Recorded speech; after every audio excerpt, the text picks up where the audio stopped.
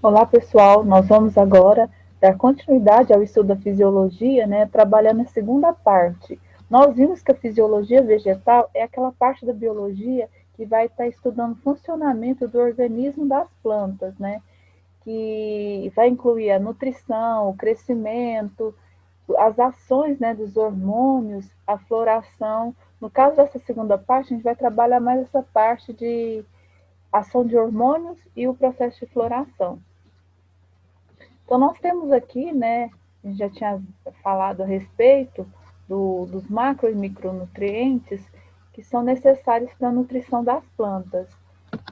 Foi citado, né, o nitrogênio, o potássio, o fósforo, o cálcio, o magnésio. Então, são, na verdade, macronutrientes que vão estar relacionados na, na composição do DNA, no fechamento dos estômatos, que é o caso do potássio, e o magnésio, que é um elemento, né, responsável pela formação da própria clorofila. Então, são, na verdade, nutrientes necessários, né, para a vida do vegetal. E a gente já tinha falado, né, que se dividiu em macro e micronutrientes devido ao quê? A demanda, né, necessária para aquela planta. Aqui nós temos, né, uma imagem que mostra, na verdade, ressaltando os movimentos vegetais, que as plantas sempre vão que buscar, né, ou até receber os estímulos do próprio meio ambiente. E esses estímulos em si, eles vão levar a uma ação. E isso se deve, né, à produção de hormônios. E além disso, né, a produção de hormônios também irá, né, promover o processo de floração, a formação dos frutos, o processo de movimento também das plantas, que é devido a estímulos também externos.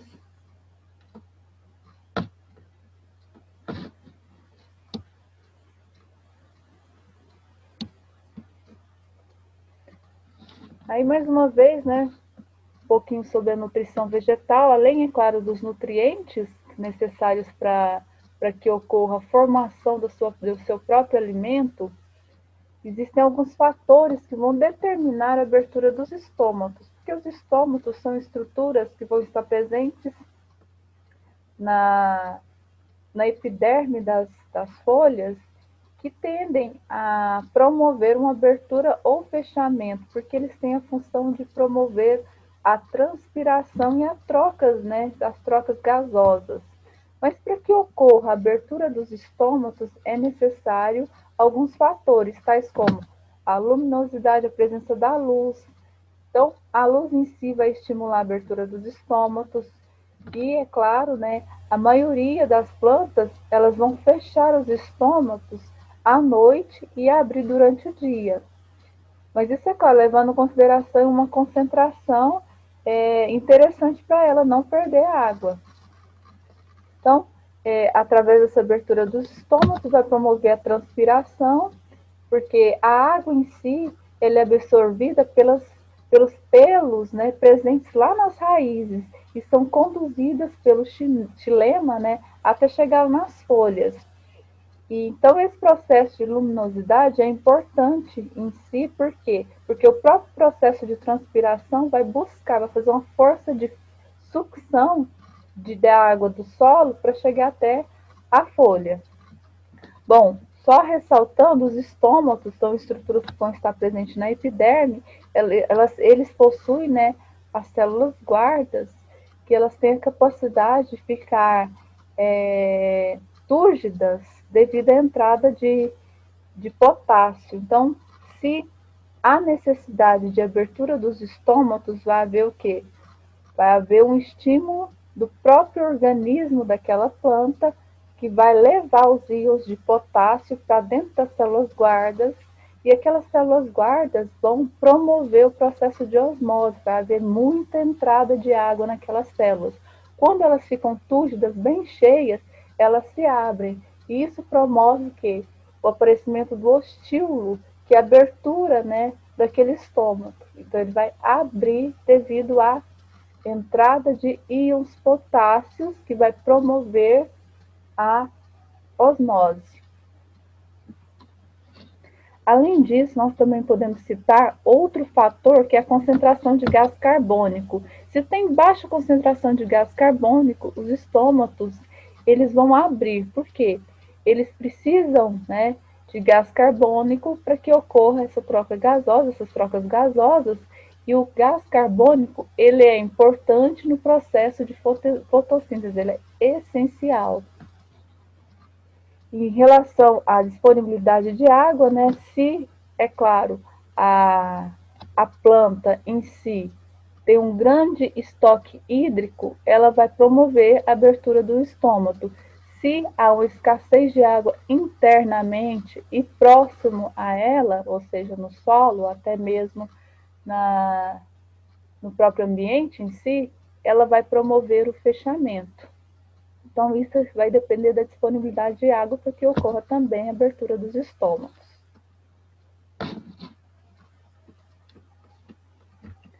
Aí nós temos agora a respeito dos hormônios vegetais ou fito-hormônios. A gente vai ver por que ocorrem os movimentos dos vegetais. Porque não só os fatores externos vão promover esse movimento, porque em si o movimento ele ocorre sempre buscando algum estímulo ou decorrente de algum estímulo, estímulos externos ou o próprio organismo daquela planta vai liberar hormônios para que isso ocorra. Bom, nós temos os chamados fito-hormônios ou hormônios vegetais, que são desencadeadores de várias funções. Eles podem em si serem utilizados, né, no mesmo local de produção ou podem ser produzidos naquele local e ser transportados para outras partes daquela planta. Eles geralmente vão agir em pouca concentração. Por exemplo, quando ocorre o processo de germinação das sementes em si, é decorrente a uma ação, né, fisiológica daquela planta. Ela vai promover a liberação de hormônios. Bom, quando a gente fala de hormônios em si, nós temos a auxina, que é um hormônio que é produzido lá nos meristemas, né, nas sementes. O que são os meristemas? São as células jovens das plantas. Então, naquelas células jovens, promovem a síntese de auxina. A auxina também é conhecida como ácido hidrolilacético ou AIA.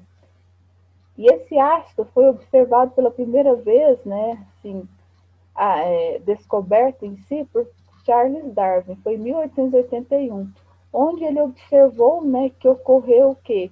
Ocorreu uma mudança de movimento, né, mudança de movimento e também um crescimento no ápice do caule, né? Ele observou o alpiste, que é uma planta, e ele pôde observar que há um crescimento da gema apical daquele caule. Então, a principal função da auxina, primeiro fito-hormônio que a gente está trabalhando aqui, é de promover o alongamento celular. Se promove o alongamento celular, é porque vai ocorrer um processo de crescimento. Ele também está influenciado com o processo de tropismos. O que é o tropismo? Seriam os movimentos vegetais. Existem movimentos vegetais que são guiados pela luz, né? Existem aqueles também guiados até pela própria gravidade, e também tem outros, né? Outros relacionados com o próprio meio ambiente. Além disso, a gente também pode destacar outra função, que é promover um enraizamento de estacas. Estacas são o quê? Na verdade, né, pedaços do caule que são submetidos a um processo de enraizamento com a ação da auxina. Então, é a auxina que vai promover a formação daquelas raízes, né? E a dominância apical é um dos processos, né, mais importantes da auxina. Por quê? Porque a auxina vai promover o crescimento em tamanho, né? Em tamanho das plantas, vai promover uma formação de células, né, muito maior no ápice do caule. Por isso que a gente fala de dominância apical. ou seja, a dominância do ápice.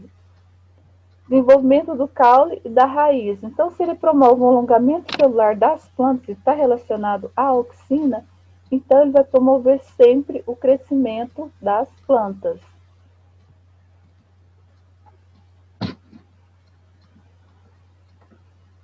Aí nós temos também, quando a gente citou tropismos, que são os movimentos vegetais, a auxina também está relacionada ao controle, né, do tropismo. Por quê? No caso do fototropismo, que é um tipo de movimento vegetal que vai ser estimulado pela luz, vai fazer com que o ápice daquele caule cresça, né? Cresça na posição inversa, né? Em que a luz é incidente. Por isso que há uma curvatura assim no caule, porque a luz incide aqui nessa região e a outra lateral aqui é que irá crescer. Então, por isso que às vezes o caule, né, tende a ficar não ereto, ficar o quê? Um pouquinho curvado, devido à presença da luz de um lado e o crescimento de outro.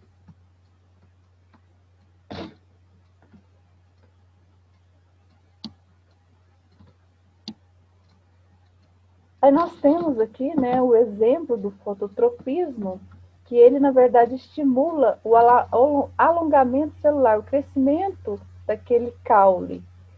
O inverso ocorre, né, com o processo de raiz. Por quê? Porque o excesso de auxina vai promover, em vez de ser o crescimento celular da raiz, vai o quê? Vai diminuir, ou seja, estagnar esse processo. E já o caule, que a gente fala de fototropismo positivo, quanto mais auxina, maior crescimento, maior aumento, né, das células lá do ápice. Então, a tendência é crescer. E já a raiz não, já tem um fototropismo negativo. A tendência é estagnar. Aqui mostra a ação da luz, né, em relação a... Aqui mostra em relação ao caule e em relação também, no caso da raiz.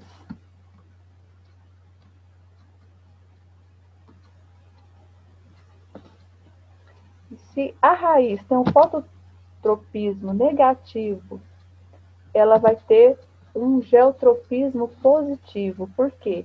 Geotropismo é um movimento que a planta faz, né, sendo estimulada pela força gravitacional. Então, a gravidade em si tem que ser um dos aspectos importantes, né, para que ocorra o crescimento da raiz. É um aspecto positivo. Já para o caule, não. É um aspecto negativo. Então, gravitropismo é negativo no caule e positivo na raiz.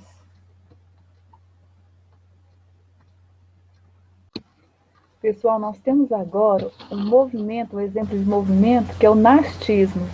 Esse movimento, ele depende apenas da organização dos tecidos e dos órgãos que o regem, ou seja, ele não vai ser guiado, orientado pela fonte que gerou aquele estímulo. Então, nesse caso desse movimento, não há participação da auxina. E nós podemos dar o exemplo, né, de nastismos, o caso da planta carnívora e o caso também da planta sensitiva. No caso da planta carnívora, ela vai atrair os insetos através do seu odor. E ao ser atraído, aquele inseto pousa, né, no interior, né, para se alimentar. E aí, quando ele vai para dentro do interior da planta, ela vai e se fecha. E aí a planta vai lançar enzimas digestivas capazes de digerir o inseto e, dessa forma, vai obter, né, alguns nutrientes que ela não consegue no ambiente que ela está vivendo, porque aquele ambiente, aquele solo, ele é pobre em nitrogênio, fósforo e potássio. Então, através dessa alimentação é que ela vai suprir um pouquinho nas necessidades, né, fisiológicas de nitrogênio, fósforo e potássio, que são retirados, né, nos fluidos corporais desses insetos. Bom, tem o caso aqui da planta sensitiva, que também, né, realiza o movimento de nastismos, e esse movimento, no caso das plantas sensitivas, ocorre ao receber, né, uma pancada, ou até a gente encostar nessa planta, vai ocorrer o fechamento dos folíolos, né, folhinhas aqui, e esses folíolos, eles em seguida vão se dobrar de, como se estivesse, né, inteiramente murchos. Só que esse movimento ele é rápido e vai depender, né, de bruscas variações de turgescência de um tecido especial da base dos pecíolos. Então há todo um mecanismo fisiológico que vai, de alguma forma, orientar esse movimento.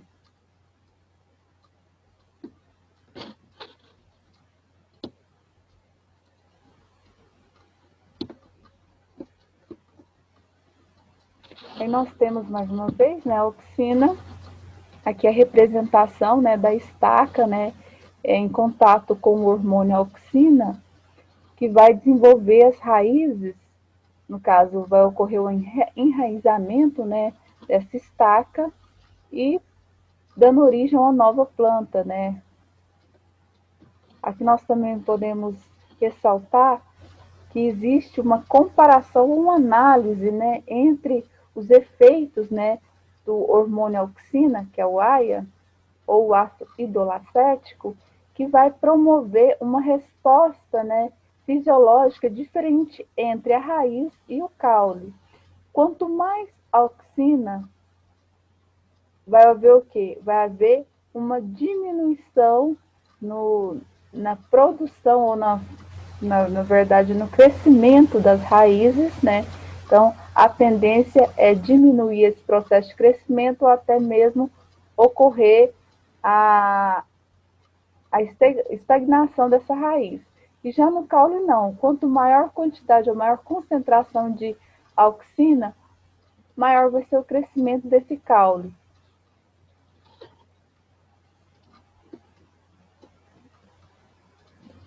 Então, ela está relacionada com a dominância apical, porque vai promover o crescimento do ápice, né, do caule. Se a gente, por exemplo, retirar esse ápice, que é rico em células meristemáticas, células jovens, então o crescimento vai ser estagnado aqui no ápice e a auxina vai migrar para os ramos laterais. E com isso vai haver um crescimento desses ramos laterais. Isso ocorre muito com as podas, né? Eles consistem em retirar esses meristemas apicais do ápice e promover um aumento, né, até no diâmetro daquela planta.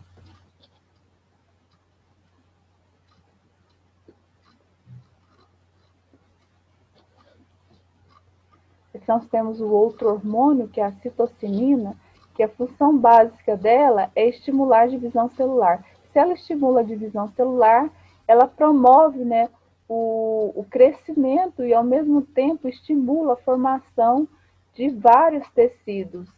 E esses tecidos vai estimular também o crescimento do caule, crescimento das folhas, crescimento da raiz. E, de alguma forma, também, se está relacionado com o processo de divisão celular, vai retardar o processo de envelhecimento da planta, que é chamado de senescência. E no caso da dominância apical, ela vai quebrar essa dominância apical e se está produzindo várias células lá no meristema, vai ocorrer o desenvolvimento das gemas laterais. Então, a parte do ápice vai haver o quê? Vai haver, na verdade, uma quebra dessa dominância e vai produzir ainda mais, né, mais gemas relacionadas com o aumento do diâmetro daquela planta. Então, as gemas laterais vão estar mais evidentes, né, devido à ação dessa citocinina, e o aumento de células do caule na parte do ápice do caule vai entrar em dormência. Aqui nós temos, né, exemplos que mostram isso. Lembrando que a auxina e a citocinina podem ser utilizados, né, em conjunto. Por quê? Porque a auxina em si, ela vai estimular o alongamento celular e a citocinina vai estimular o processo de divisão celular. Bom, Para isso, né, são 3 recipientes, que é colocado aqui o conjunto de células, isso aqui é células, tá? Conjunto de células, e essas células, em contato com a auxina e a citocinina, vai haver um processo de enraizamento, que por sua vez vai desenvolver os outros tecidos vegetais, dando origem a caules e folhas. Aqui nós temos o hormônio chamado etileno, que é um hormônio vegetal gasoso, é o único hormônio vegetal gasoso. Ele é produzido por todas as partes da planta. Esse hormônio também pode ser conhecido como hormônio da senescência. Por quê? Porque, na verdade, ele vai induzir a queda das folhas. Então, principal função, né, a mais evidente desse hormônio é a senescência, que é a queda das folhas e também, de alguma forma, né, o amadurecimento de frutos.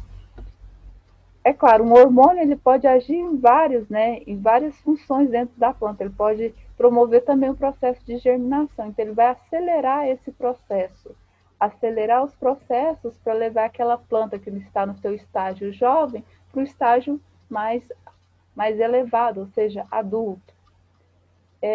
No caso desse etileno, ele foi notado lá na Alemanha, lá no século XIX, quando a iluminação das ruas era a gás.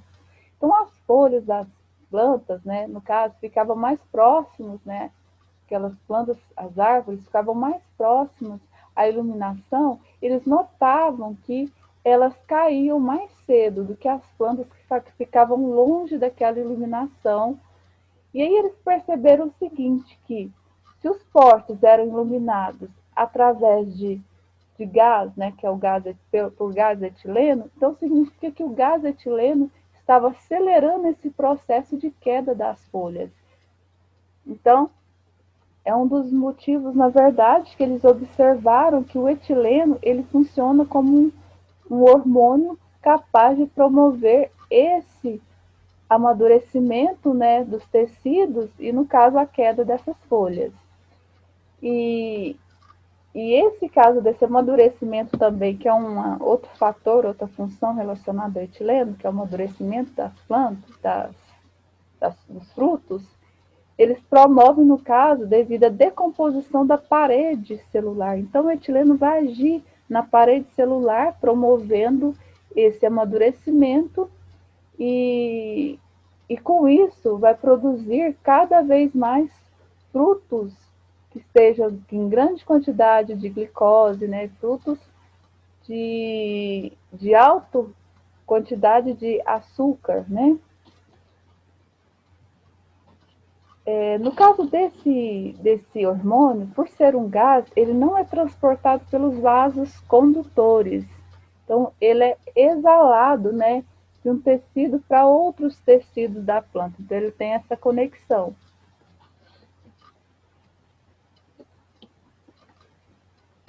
Aqui nós temos a giberelina, que é um hormônio que vai promover o crescimento dos frutos partenocárpicos. O que são os frutos partenocárpicos?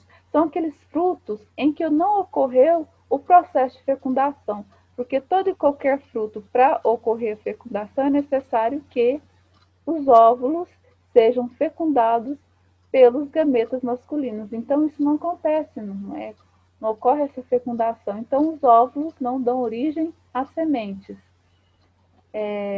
Outro fator importante que está relacionado com a função é que vai também promover o alongamento do caule, né, tal como outros hormônios que a gente citou, principalmente a auxina, e além disso, vai promover também a realização da mobilização das reservas de semente. Então, as sementes vão passar a produzir o chamado endosperma, que é um tecido nutritivo que vai ser produzido de alguma forma com a influência da giberelina. E além disso, podemos citar também a quebra da dormência em semente. Então, a semente que estava lá quietinha, sem ocorrer o processo de germinação, ela passa, né? Ela passa a germinar.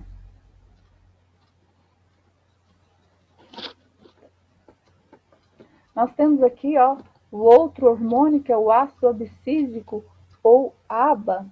E esse hormônio em si, ele é controlado principalmente em situações, né, em que a planta está em estresse hídrico. Então, o ABA, ele possui receptores das células guardas, que é lá dos estômatos, que vai promover a entrada de cálcio e promove a abertura dos canais iônicos e íons de cloro que passa para o interior da célula, fazendo com que, no caso, a parede se abra e os canais de potássio provoquem a saída desses íons, fazer com que a água saia das células guardas e começa a ocorrer aquele processo de diminuição na turgescência das células guardas.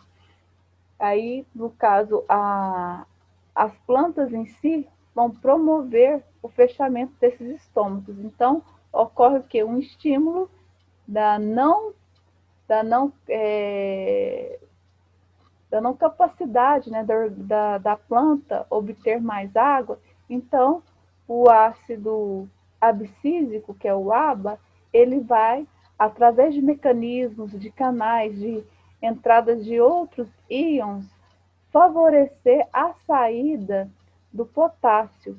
Quando o potássio sai do interior das células guardas, ocorre uma diminuição ou até esvaziamento total daquelas células guardas, aí fazendo com que ocorra o fechamento dos estômagos. Então, o mecanismo interligado entre esse hormônio e esse processo de estresse hídrico. Além disso, também a gente pode estar ressaltando que vai promover a dormência em gemas e sementes.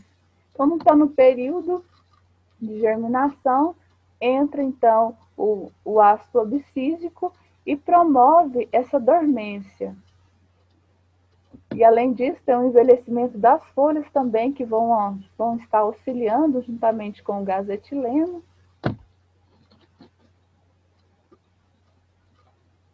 Bom, nós temos aqui o fotoperiodismo, que na verdade é um mecanismo de floração que algumas plantas, tais como os angiospermas, possuem resposta ao período de luminosidade diária. Tem plantas, né, que têm a capacidade de realizar a floração em dias curtos. E já tem outras plantas que precisam de dias mais longos para que ocorra a floração. E outras espécies que, independente se é o dia longo ou curto, ela vai o quê? Desencadear o processo de floração. Então, esse fotoperíodo vai depender da espécie. Aqui nós temos as plantas chamadas plantas de dia curto, que aqui a gente analisa que tem, no caso, a incidência, né, de mais luz, um tempo maior, né, de permanência com a luz, ela não consegue florir. E já ao ser submetida a uma diminuição na incidência de luz, na quantidade de horas de luz, ela consegue florir. Então, é uma planta que necessita de dias curtos de luz e noites longas. Aqui nós temos as plantas de dia longo, que ao contrário das plantas de dia curto, elas precisam, né, de mais tempo sendo incedidas pela luz do que, no caso, sem essa luz. Quando aumenta esse tempo de permanência na luz, ocorre a floração. Mas se tem uma diminuição, a planta deixa de florir. Aqui mais uma vez, né, ressaltando sobre esse processo de fotoperiodismo, que seria, na verdade, esse período, né, de processo de floração com a incidência de luz.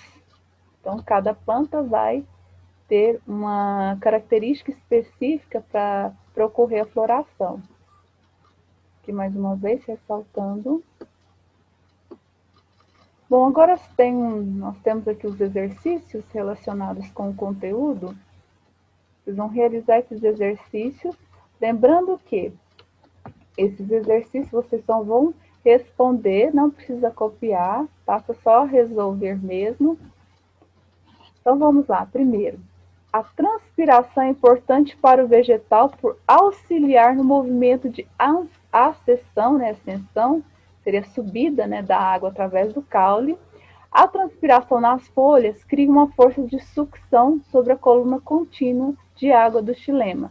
À medida que esta se eleva, mais água é fornecida à planta. Bom, quando a gente fala de processo de transpiração, xilema, lembramos que transpiração é um processo, né? É um processo que as plantas também realizam, em que há presença dos estômatos, que vão ter a função de realizar tanto a transpiração como as trocas gasosas. No caso da cutícula presente lá na epiderme, que é aquela cerinha, também de alguma forma deixa escapar alguns vapores de água. Só que o principal mesmo são os estômatos, né? E quando a gente fala também de transpiração, a gente tem que lembrar que para ocorrer essa transpiração, a água tem que chegar lá no topo, tem que chegar lá nas folhas. E para ela chegar lá nas folhas, vai depender dos vasos condutores. No caso aqui, o xilema, que é um vaso condutor que vai conduzir a água que é absorvida lá na raiz, né? Na raiz, água e sais minerais que é absorvida lá na raiz para chegar lá nas folhas, para depois ocorrer o processo de formação das substâncias orgânicas, no caso, que é a glicose. Então, basicamente é isso aí, né? Aí tem a letra, tem a B, né, que fala em relação, mencione duas maneiras para as quais as plantas evitam a transpiração. C. Se a transpiração é importante, por que a planta apresenta mecanismos para evitá-las? Então, essa questão em si, essa primeira questão, basta analisar um pouquinho a respeito do conteúdo que a gente consegue responder cada uma dessas, tá? E a número 2 está relacionado com o hormônio auxina, que ele também é utilizado como herbicida, além, é claro, de ter a função de crescimento, alongamento celular, ele também pode ser utilizado como herbicida contra dicotiledôneas e não monocotiledôneas. Aí o que vai pegar um pouquinho a respeito dessa classificação. Lembra que a gente falou das angiospermas? Que as angiospermas elas podem ser classificadas em monocotiledôneas e dicotiledôneas. Só para a gente ressaltar, as monocotiledôneas são aquelas plantas que têm a presença de folhas, né, com nervuras paralelas. Então tem uma nervurinha central lá, que é o vaso condutor. Geralmente ela é bem laminar. O exemplo aí que a gente pode estar citando é a grama, é o milho, a cana-de-açúcar, o arroz, são todas monocotiledôneas. Já as dicotiledôneas são aquelas plantas que apresentam nervuras peninérvias, que são aquelas nervuras que tem na parte central e ela vai se ramificando para as partes laterais. Então, são mais o que? Ramificadas em relação aos vasos condutores. Tem mais vasos condutores, né, inervados aí nessa folha. E a gente pode estar citando como dicotiledôneas, geralmente, por exemplo, o tomateiro é um exemplo, né, que está citando aqui, né? Tomateiro é um exemplo de planta que é do tipo dicotiledônea. A estriga também, né, que é uma planta daninha, é uma dicotiledônea. Então, baseado nisso, vocês vão responder essas questões. Aí tem a letra B, né? Indique uma auxina natural e mencione uma das suas funções na planta. Uma auxina natural seria o que? O nome, né, do próprio hormônio, que é o ácido hidroacético. E as funções, quais são as funções relacionadas à auxina? Qual que é a função da auxina? Não é promover o alongamento celular e aí vai. Ok, então essas são as duas questões, tá? É claro, eu vou passar outras, né, umas duas a mais. E é isso. De qualquer forma, até mais.